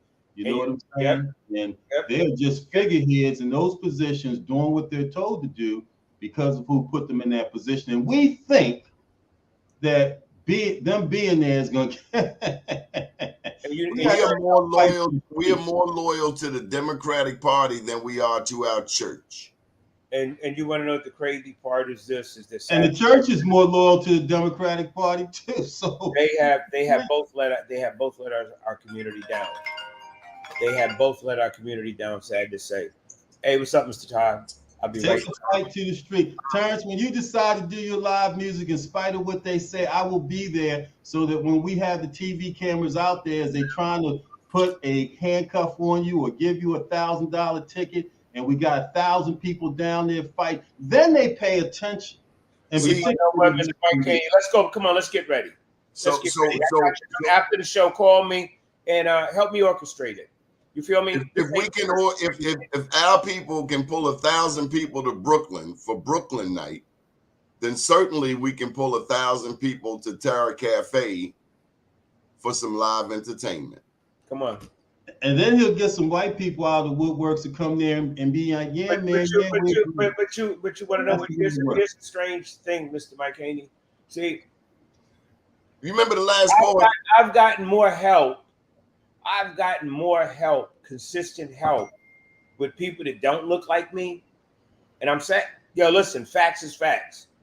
Facts is facts. I got more help with people that don't look like me. You know, I was tied up in this mess with the zoning. All right. They hide my photos, everything. My lawyer couldn't get it. Nobody else couldn't get it. I had a Caucasian sister send one email. Guess what happened? Within 2 days, she got completed what I couldn't get done from in a damn year. So you're saying we need some white people? We need some white people on our side to help us in order for the black people? You want to know what I look at? I look at that. We got to get past that. We need some white people. I remember when we were with the Charles Village Benefits District, when you were going for a fight for your liquor license and try to get you on that board. And I think you were on the board. I got on the board, and after a few racist comments of them saying use people, and for them, and the whole attitude and the energy, it didn't make sense. So we started something after that. We started the Charles Village Benefit District Board, which was really comprised of all of the small black businesses and black homeowners here that have a real conversation. We've reached out to Kelly Cross and his group to really help. Matter of fact, I hit Kelly Cross the other day in reference to sending me the supposed support letters that he sent me the last 2 years that I've never gotten. I'm actually sending them to me now. Okay, enough of the shit. Okay, because they're constantly redeveloping this community and they're using the energy of Black and disconnecting us. You feel me? You know what I mean? Regardless of what your belief is, when you get in the shower, that's where you need to have some allegiance to. So I don't. We have unfortunately made the mistake of thinking that our power is inside the halls of city, inside the halls of the governor, and our power is really in the streets, man. Because when we take the fight to the street, we can't tear and burn our sections up as we used to, but when we take our fights to the street, man, and have a action.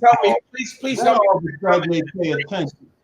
I just need. I want to remind you both. Don, before you go, wait. I just clarity for me, because you know a lot of words go out, but please redefine the streets for me. What are you saying? Take it to the streets. See, I've had. So I define the streets. I define the streets as a sidewalk that you want to do your entertainment on.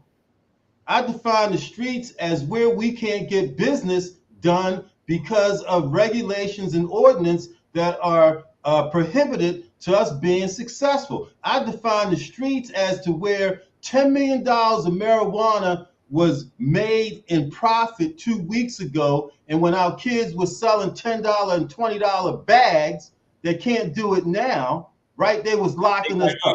That's the damn street. Years. There you go. Look at you. I want to put up a lemonade stand illegally in the streets for some young boys to sell marijuana from, like they can sell from legally now, and dare them to contest it.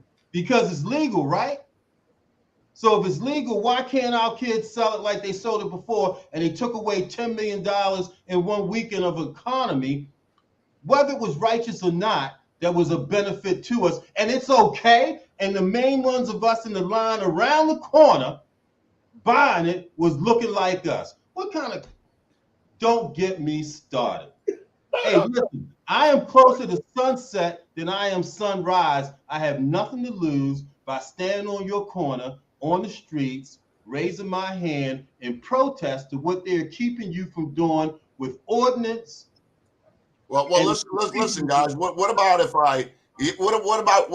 I give you a day down at Come on, Terrence. Hey, Terrence, you're disrespecting the show, Terrence. Come on, Terrence. All right, he's taking care of business. Well, what about if I give you guys a day at Port Covington, and I'll give you some watermelon, and I'll let you bring out your music? Would that appease you? I don't go to Port Covington because Port Covington is going to be, in 20 years, Port Covington is going to be where the center of power is. What they have done, in essence, with our money is create a new Baltimore City where that's going to be it. You're going to see new politicians. We don't understand the hoodwink that we're under. It's heavy. There. You see that? It's heavy. And then on Thursday, they got a brother inviting us down to have music there and tell us to get our ass out as soon as it's over. And you want to know what? And they need that need. So I take it you guys wouldn't be appeased if I gave you a night at Port Covington, gave you some watermelon. Hey, listen, I'll throw in some fried chicken and let you. Got hot sauce. You got hot sauce. We'll give you hot sauce too. Hey, I'm in. Hot sauce, and we'll let you play your music. Would you like that? But you got to go as soon as it's over. You got to hightail it out of there. And you know what? That's exactly it. You understand, Donnie? Why you tell a whole plan? See, that's part of the validation of bringing that. And listen. That's what it trains us. And listen, it trains us because the hottest spot to have an event right now, being Black, guess is where?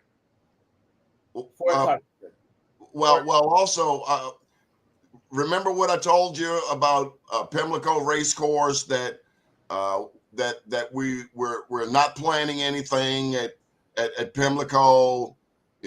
I know we had the racetrack impact funds, and I know it looks like you haven't seen any development in Park Heights, and I know it looks like it's starting to look like East Baltimore, where we pushed the Black people out and told them they could come back, but we really had no intentions on bringing them back. I mean, you remember that meeting, Mike Haney? We were up. It was a Sunday morning.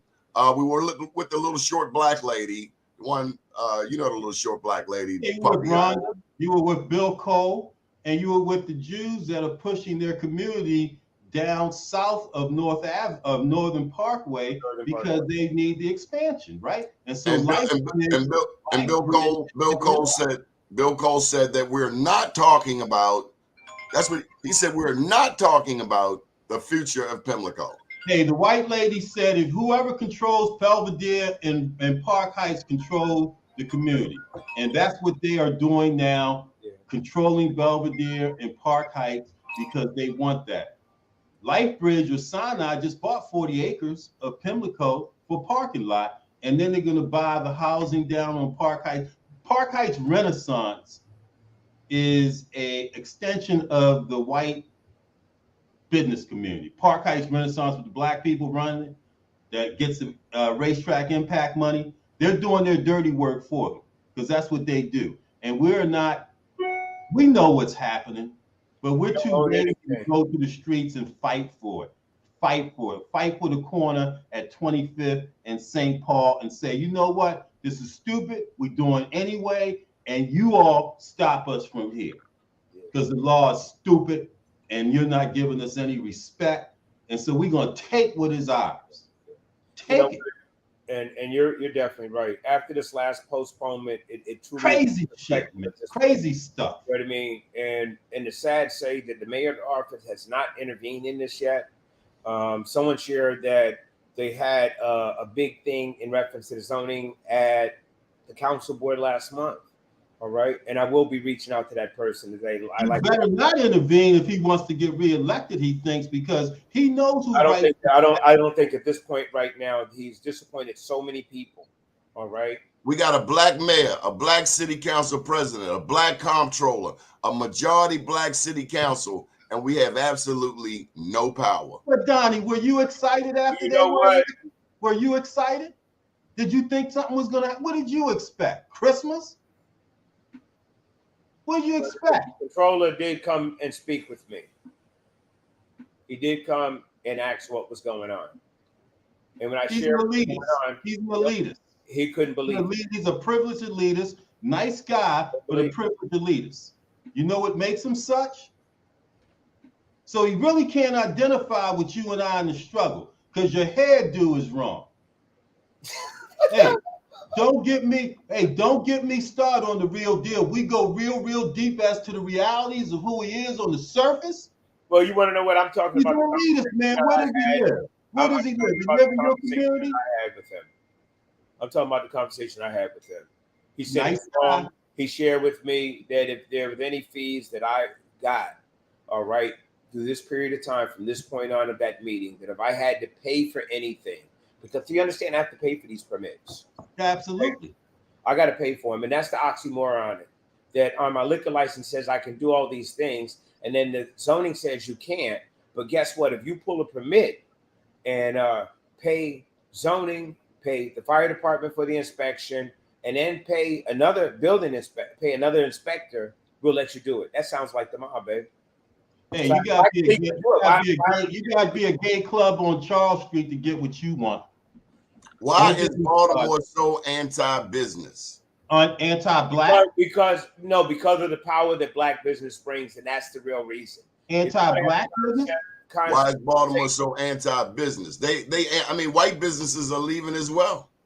Well, they're leaving because of black people robbing them and beating them up. They say that's why they say they leaving. No, they're purging them. Now, you know what? Some of the things that decisions that Baltimore has made and really not connecting all the people is the reason that most of your big businesses are leaving. Because if you connected all the people, you would have a real asset of public safety to work with. You got nothing right now. But didn't the mayor connect the young lady that he's having a baby with? Didn't he connect her with the Boost program? I mean, they help who they want to help. Well, I think one of the things, Terrence, that you said, connectivity has to do with infrastructure as well. The transportation infrastructure of communities here in Baltimore is so, it's just pivotal because it's moving cattle, baby. It's moving cattle. Yeah. So when you talk about connectivity, I think about transportation infrastructure, which is just falling to pieces. And when you listen to what Larry Hogan said in terms of the Red Line being a boondoggle, all they wanted to do was bring the whites out of Woodlawn, etc., and take them straight through the city over to East Baltimore and Johns Hopkins, just like they do with the Charm City Circulator, etc., because, you know, we don't have enough sense to step in there and say, oh, no, no, no, no, no. This is what we want. Well, there was a black mayor that created that Charm City Circulator, I thought. Yeah, Sheila Dixon did. But then they took it where they wanted to take it, to Fort McHenry, to Hopkins, but they wouldn't give North Avenue one. Yeah. Well, you want to know what it's just what you said. It becomes, like we said again, it's moving cattle. It's moving black people with black dollars to communities that will actually embrace their money. One of the conversations we're having with Venice and also Kenny Abrams in reference to the CIAA, the thing that I put on the table a few years ago was that the question that I put was that, guess what? You have a black event coming to our town, and in the black community, we have no participation. It's intentional. We don't get the flags up. We talked about in reference to actually them, the same principle of a circulator, but them being able to actually have buses. Yeah, we talked about that before. Listen, it's set up. It's ready to go. I got it on paper here. All right. And the great thing is this. You would have a better response. You got black people that don't even understand the importance of the CIAA here. You got black kids that really should be getting free tickets. Every kid in Baltimore City from the 9th grade to the 12th grade should get a free ticket to the CIAA for them to get an opportunity to see what it is like on the other side. What it it's is about like heads and beds. It's about heads and beds, Terrence. It's about heads and beds and who owns the beds to put the heads in. It's the hotels, man, that drive the economy and drive the discussion and decisions in terms of what happens. I understand why I'm having a discussion and how it's to be done right. I don't. Hey, listen, man, we're on the same page. Because but they don't want to take them. They don't want to take them out of that 1 mile radius of the convention center. Well, guess what? What I look at is this: do that. Terrell Consulting and Terrence Dixon will only bring in great ideas to you from now on. Yeah. Will not fuel the fire. Hey man, you are a genius. You are a genius with the ideas, the implementation, and those that we own, like you said, the network of the mayor and the head of the Visitors Bureau, etc., to buy into them. They don't have the power to make it work because the power is with the ones that own the heads and the beds. Hey, Mike Haney, the gallery is closed. Yo, listen, the gallery above the Renaissance Hotel. The gallery, yes, is closed.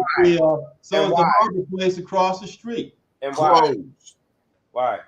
You know, they had the conversation of last month in reference to what's going to happen with Harbor West, and they were given a template by us 2 years ago.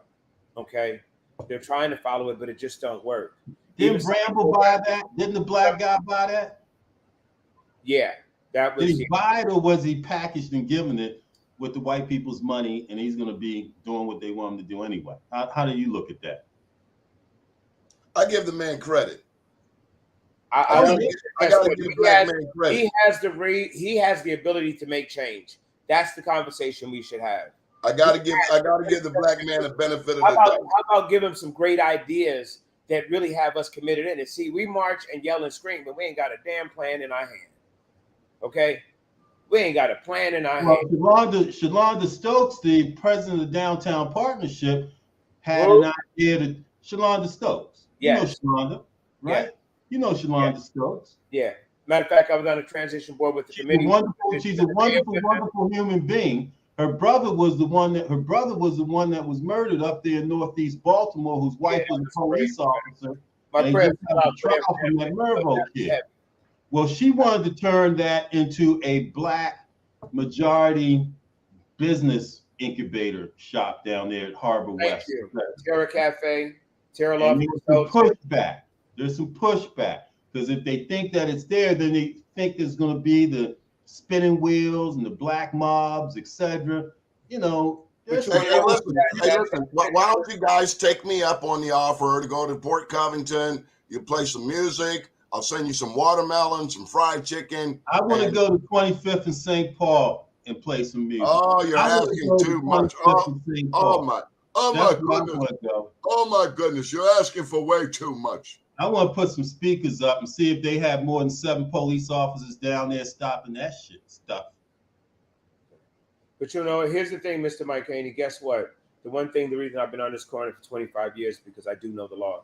I do know that I have the ability to play music up to 11 o'clock, up to 54 decibels. I do know that, guess what? The city has a department to come out and measure it. But continually what you'll have an inspector comes out.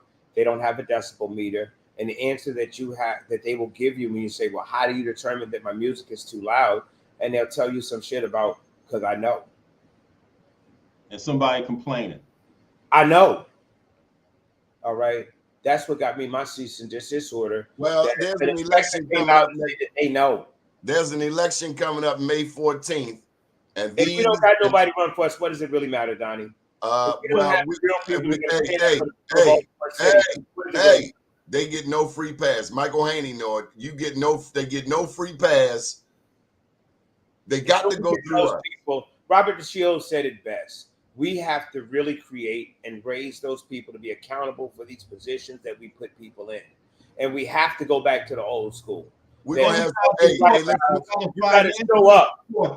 We're going to have some mayoral forums at Terra Cafe. Hey, listen, man. Listen. They're not going to come, baby. They're not going to come. Oh, yes, they will. Remember when they came last time, we filtered them. They're not going to come. Yes, we got to create some laws in the street. We got to get some street justice.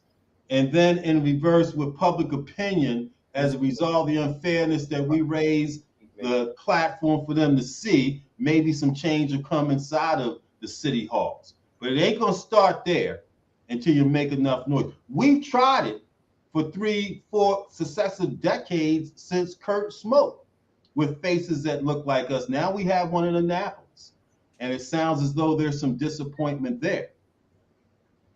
You got to take the fight to the streets, man. You're saying people are disappointed with Westmore? I didn't say that. I said it appears as though people seem to be disappointed with the fact that we have a black governor and his hands may be tied as well.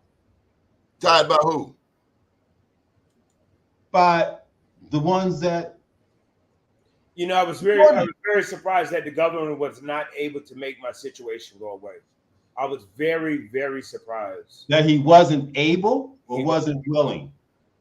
Well, you want to know what? Did Hogan come by your restaurant? He wasn't able to make it go away. Did Hogan come by your restaurant? For justice, not go away, but to make it righteous. Did Hogan come by your restaurant, Terrence? Before, not now. He's been here. Has Westmore been there? He was here on Good Friday. On Good Friday, I spoke to him. He had fish. We took pictures with my kids, my family, and he assured that we were going to be right. And guess what? Lied to my kids. He lied to me. All right, because I still ain't right. And I thought this was not going to be something that handled by one of his aides. I thought this was going to be a grown man thing that when he got in his car, he called Mr. Brandon Scott and said, listen, I know that you had your fundraisers there. I know that this guy has fed our city throughout COVID. I know that he hadn't closed and he kept 20 people working during COVID. I know this. I know that he had shame on him. President Ray shame on all of them. Come and offer Baltimore City $5 million. Shame on him. I know that this kid was the first shame one on all of them. to shine the light on PPP with a national article of the disappointment of Bank of America supporting. I know this. So why is this place? Why is this energy having any problems? Okay, why is it? Okay, he was on your transition committee. I know this guy. This is the architect of the Boost program. I know this guy. This is the architect of E-Ship. I know this guy. This is the architect that they stole for the black butterfly with Paulo. I know this guy. Why is he having a problem? So Clarence, as you said all that, I am amazed that perhaps the perception is that they must think you're irrelevant. Yo, that's what irrelevant to what their power tells them they should be relevant to. So you're dealing with some double standards here, man. Because if you had said half of what you said with a crew cut haircut, clean shaved face, and a three-piece suit on, living in Roland Park, I think the results may have been different. What do you think? I think because my clothes don't match, they don't like me. I think it comes down to race. Watch out. You know what? And this is where we continue. It doesn't even matter what they think anymore. What we're going to do is we continually think that we're going to get saviors in this position when we need to take control of this ourselves and begin to make our own laws, force them to eat them from the corners of our community. Well, you want to know what the one thing is that the slavery, we've owned it. Spoke to you about was I gave a person that was elected. I gave a person that gave a promise to the Black community what they would do. I gave them the opportunity to be a man of their word or a person of their word. You know, and I mean, I've even had Miss Regina Boyd here, and she's made more moves and shaking her head more than anybody else. What's going on? You know, they're the law firm that's going to do this pro bono and say, what's going on? The question I have is whether or not my civil rights have been violated. And the question also is that because of this injustice, you question whether your civil rights have been violated? Well, you know what? Here's the thing. Check this out. I've been in business on this corner 25 years. I've gone to zoning 4 times.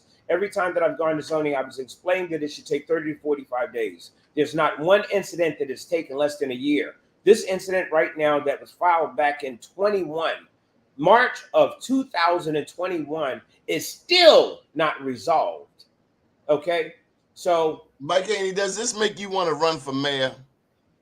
No, what it makes me want to do is enlighten our people as to how we accept what they give us and throw us, just like the pig ears and pigtails, you know, when we were living on the plantation and told us that that's what we had to eat on, instead of doing justice ourselves. What does justice look like? It doesn't have to be violent. It can be nonviolent. It just has to be noisy and go against the grain. Sometimes you got to stand for something or fall for anything. It doesn't mean that you have to conform to what the law is that they have mandated, that they treat us so unfairly, as Clarence is clearly outlining here. Clearly outlining. Let's get in our final statements, gentlemen. We've gone an hour over time. Listen, I am proud of Terrence. That's my only statement. So when I saw him on here, I listened. High respect for this guy and what he's done. I know what he's gone through. I've seen a bit of it. I just want him to take it to the next level. You know, here's the crazy part. Because if he runs for mayor, he might turn out just like him. Shit. You say Terrence could become mayor and end up acting like one of the mainstream politicians? No, he could, because he drink the syrup and taste the Kool-Aid and realize where the real power is. He'd be just like that. We'd be talking about him. You know what? This is crazy. I got a national text out from somebody who wants to do commercial here at Terra Cafe. Okay, I get these all the time. Stay focused. Stay focused. Yeah. We're coming up. What I'm sharing with you is that the crazy part is that people that are not from our community respect what we do and how we do better than those that are right here. We respect it. It's just that we aren't behind you to help force the people that we elect to respect you. That's what I'm talking about. Okay, we respect it. We know who you are, and we know the goodness and the great that you have done.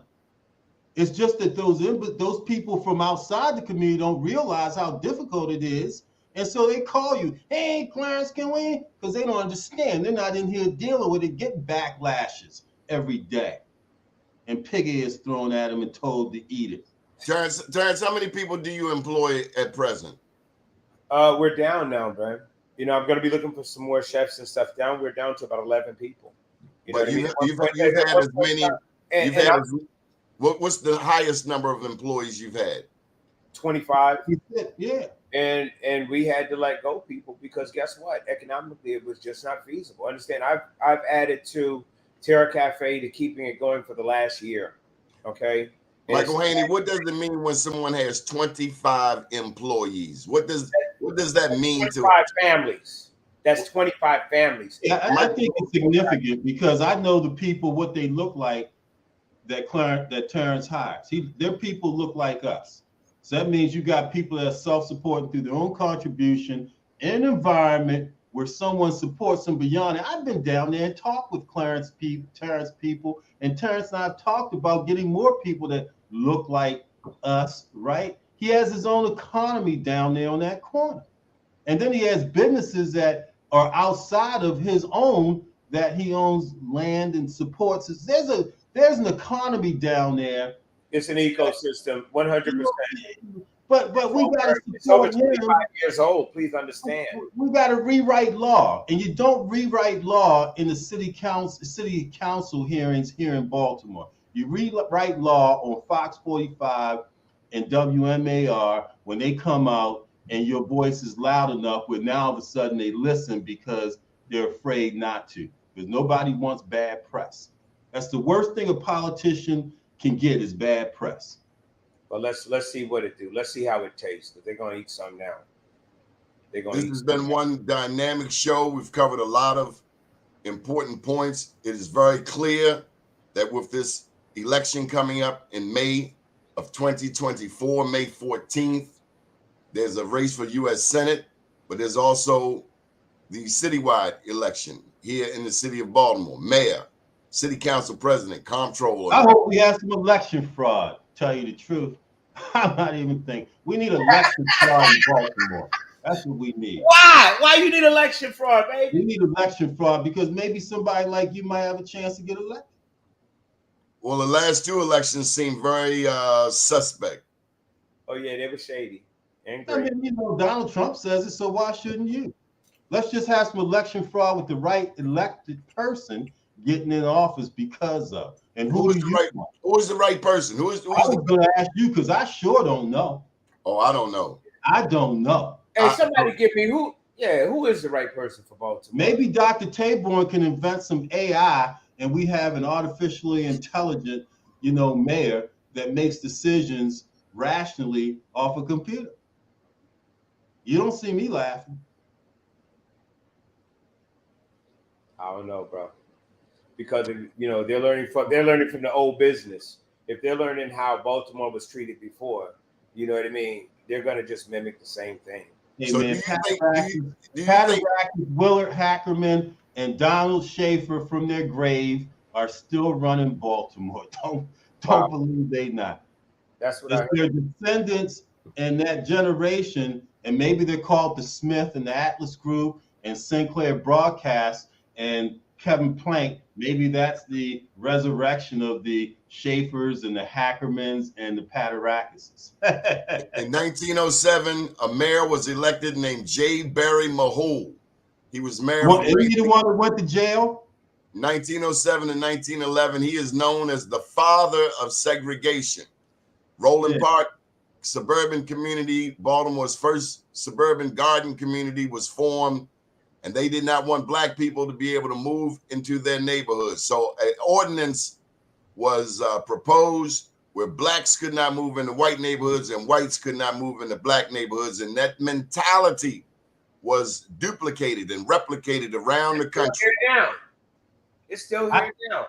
That's I think we ought to take something from the Gun Trace Task Force. We own this city and show That's what I think. Gun Trace Task Force said we own this city. And we don't think that we have a right to say that from a legitimate perspective and show that? We do. One of the things of this is that how do we make this transition in reference to a better Baltimore without so much casualty and really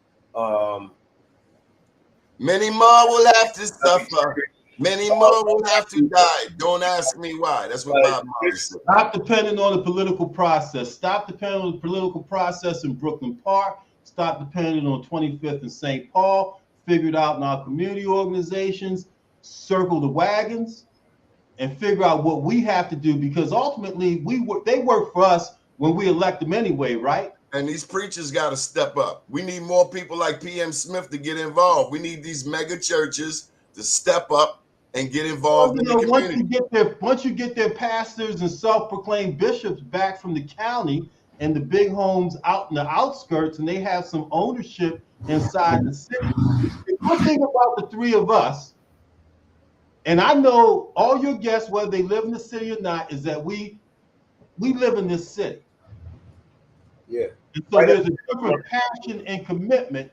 And when I hear people perpetrating a fraud on your show, talking about Baltimore City, and then they run right out on Liberty Road or get on 695 and take an exit to Howard County or Anne Arundel County, you know,